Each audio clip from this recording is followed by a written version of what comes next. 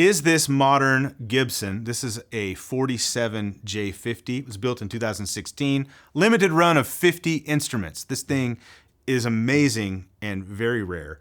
Is this thing as good or even better than a vintage Gibson acoustic?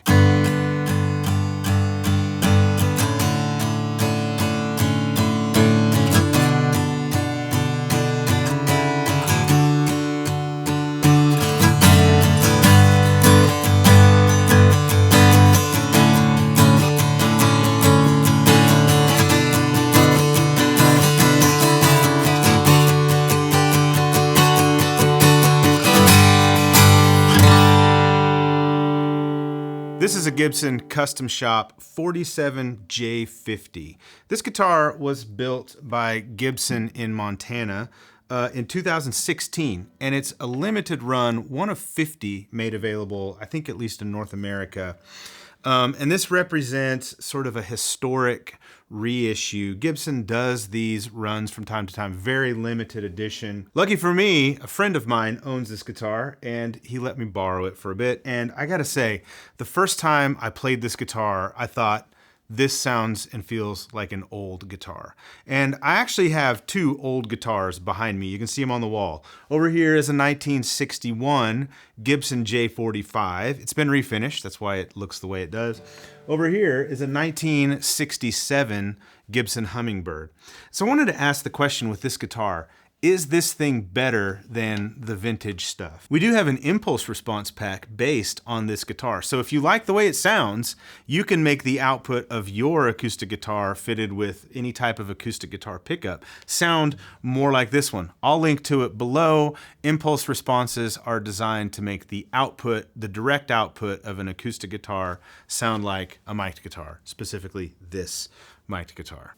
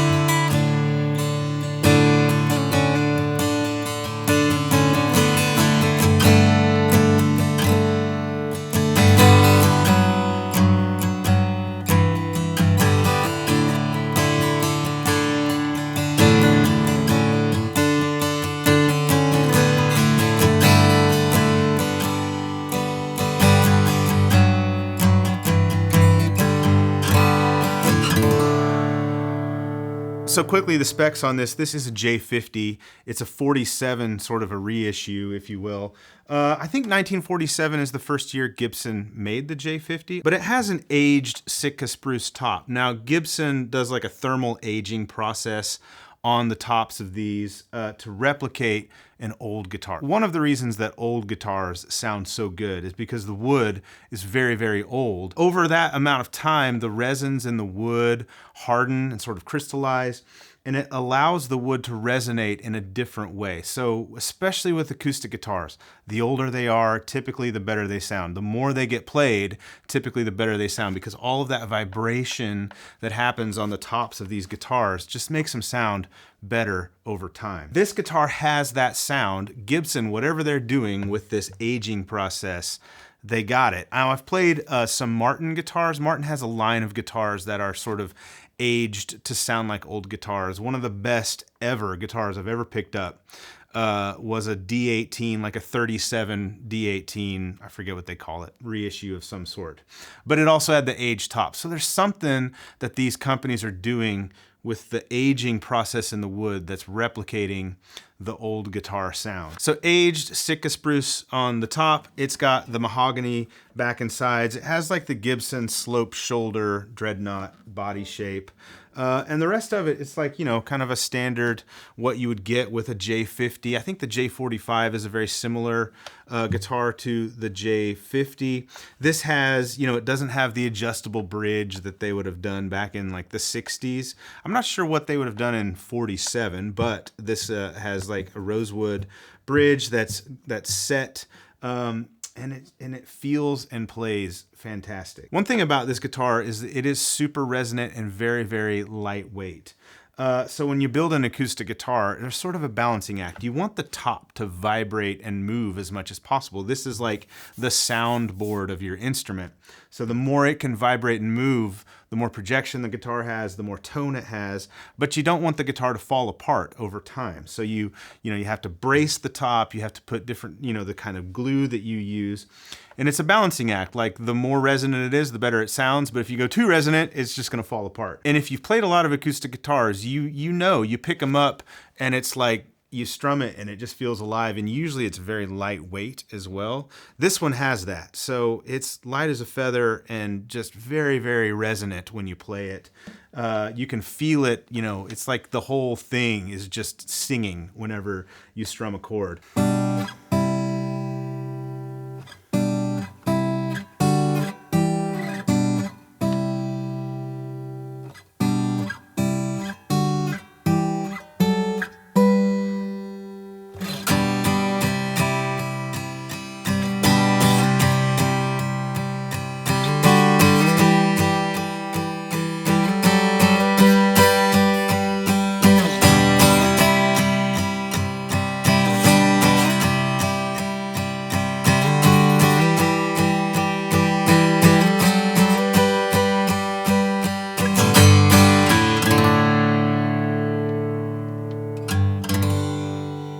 If I would describe this guitar, as I've said, it has like that sound that sounds like an old guitar. It's hard to put into words what it is, but if you've played one, you kind of know what it is. It's like, it's this response, this bass response that's very, very deep, but very clear and articulate, not muddy at all. Some guitars are gonna have more bass, some guitars are gonna have less, but like they all really good vintage acoustics that I've played have this low, resonant but very clear response. And I would describe the top end of this guitar as, I wouldn't say it's a bright guitar, but it has a lot of upper frequencies that are pleasant, and they're nice and round. They're not abrasive, they're not too bright, but it's a very present guitar. So, across the frequency spectrum, it's very nicely balanced. That's one thing you get with the Gibson slope shoulder, a J-45. It does have like a very prominent mid-range, which helps these guitars sit so well in a mix, which is why they're so popular as a recording instrument, for, music that's not just acoustic guitar, so like a full band mix. This definitely has that.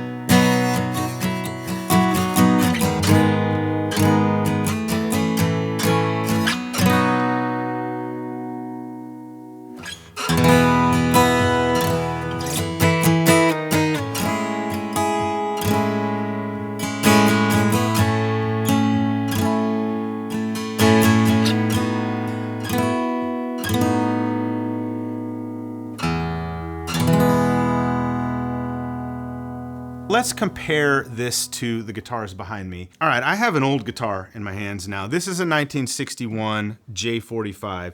I want to compare the J-50, the reissue, to a couple old Gibsons that I am lucky to have in my possession. So this is a J-45. It doesn't look like a J-45. I get it. It's been refinished. My theory is when the person went to refinish it, they tried to take the pick guard off and it just grabbed a whole bunch of wood and took that with it. So that's why the pick guard is gone. There's a big hole in it. I could put a pick guard on this. I've made a video about this guitar. I'll link to it below. I could put a pick guard on this thing, but I feel like it's got its own thing now. It needs to stay in this condition. This has got some mojo. It's had a bridge replacement, so it doesn't have the adjustable bridge. So this has been modified, but it is an old Gibson J-45. Let's listen to this and then compare it to, I tried to play similar type of chord progression with the J-50. Check it out.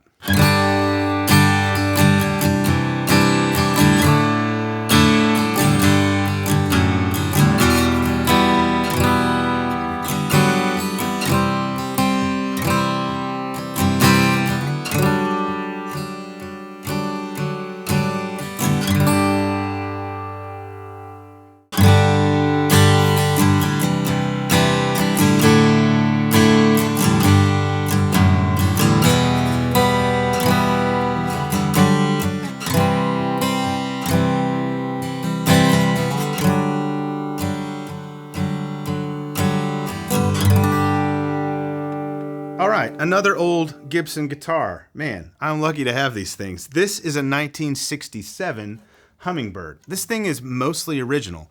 Original bridge. I did have a neck reset done and refretted this instrument when I bought it because it needed a bit of work.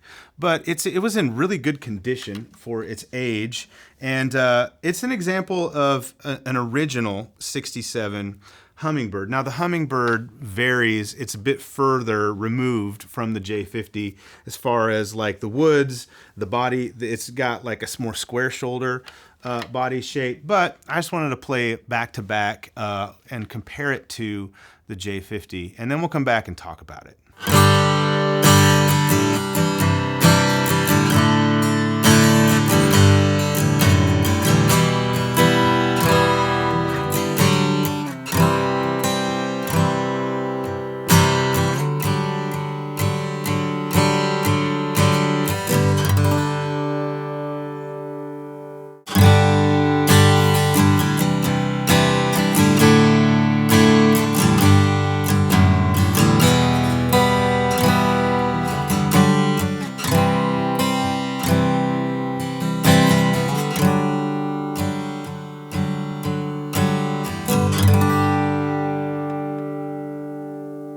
Okay, so before I make any comments about these three guitars compared to one another, I want to know what you think. Leave a comment below. Let me know if you think the modern built Gibson sounds better or as good as the old Gibsons. They're not going to sound exactly the same, of course. They're not the same guitar. But I'm curious what you think. First, I want to talk about the experience of playing them. So this guitar has a more comfortable neck than either of those two guitars. The Hummingbird specifically has a pretty narrow neck, which I find it's fine to play. I don't like how narrow it is. I like this neck much better. The J-45, I think I'm pointing in the right direction. Yes, the J-45, I think the neck feels a little wider, but it doesn't feel quite as comfortable as this one. Now, both of these vintage guitars have like original tuners on them. And so tuning stability is not that it's bad on the old guitars.